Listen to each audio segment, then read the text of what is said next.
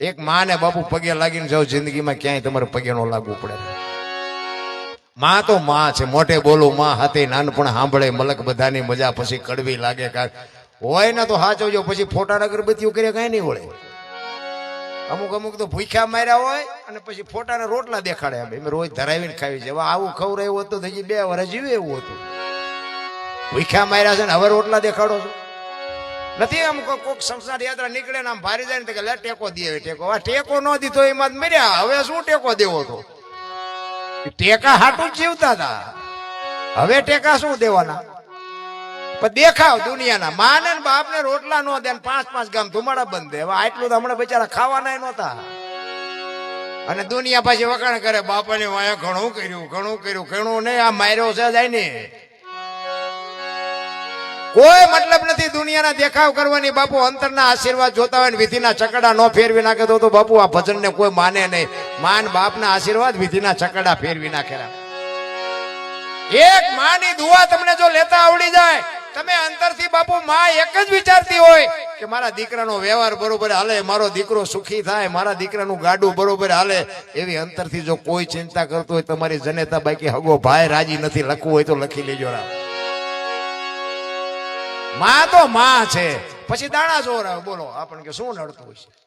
હવે તમે કર્યા તમને નથી ખબર. દાણા ચોરાય માતાજી ને પિતાજી શું કરે? ઓલા ભૂખ્યા વરાળું કાઢે છે ને અહીંયા તમે દાણા ચોરાવતી માતાજી તમારું દખ મટાડે ને કે આપણે કર્યા હોય આપણને ન ખબર હોય.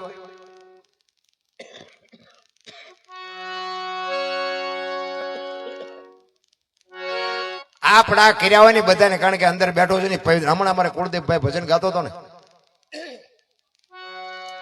કે ભજન વિના મારી ભૂખ નો ભાંગે, એને ગાયું ને તે કોણ ના કોણ પાડે કરવા માંડો ને. ભજન વિના મારી ભૂખ નો ભાંગે એવું વાણીમાં આવે છે. તો કોણ કે છે, કોને કે છે? અને તમને જો કહેતા હોય તો પછી જો હું ગાતો હોય, અમારે કુલદીપ ગાતો હોય કે ભજન વિના મારી ભૂખ નો ભાંગે, તો કુલદીપ ને કોણ ના પાડે ભજન કરવાનું? એમ નથી. આ સમજવાની જરૂર છે.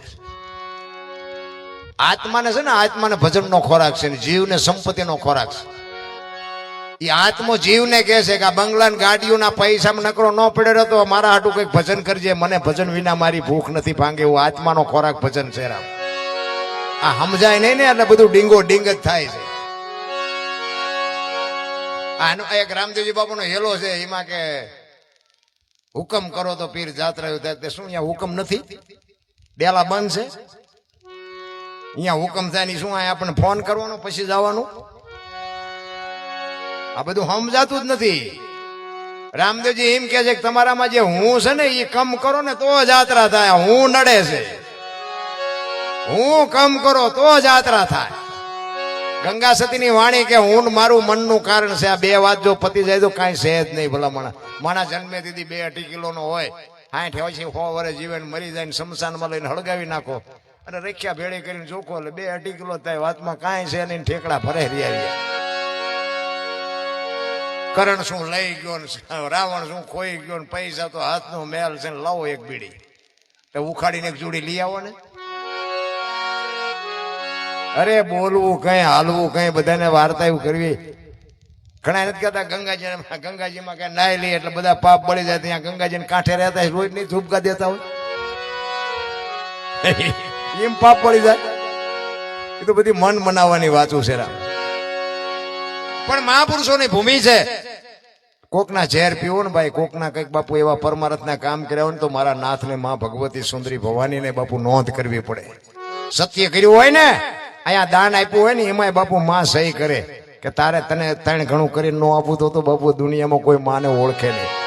એટલા માટે માની એક મારે વાણી કરવી છે. જનેતાને જનેતા કેવી પુરુષોત્તમ બાપુ એક વાણીમાં લખે છે.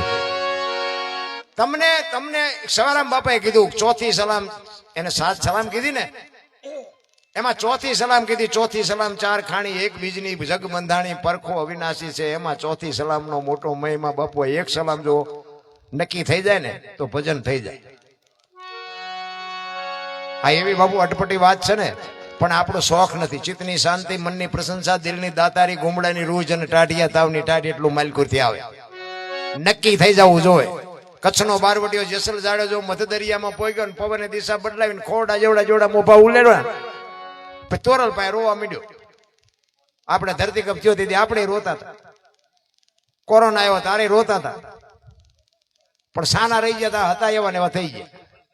અને જેસલે બાપુ નક્કી કરી લીધું કે હવે આમાંથી જો બચી જાય ને તો જીવું ત્યાં સુધી તલવાર નથી ઉપાડી, અને બાપુ જીવો ત્યાં સુધી ઉપાડી નહીં, એમ ગાંઠ વળી જાવી જોઈએ. કોઈને કાંઈ ઘટતું નથી બાપુ, પણ અંદરથી લગભગ ને ભડકા છે, અને સેના છે એ બધાને ખબર એ છે ભાઈ, તોય પાછા નથી વળતા.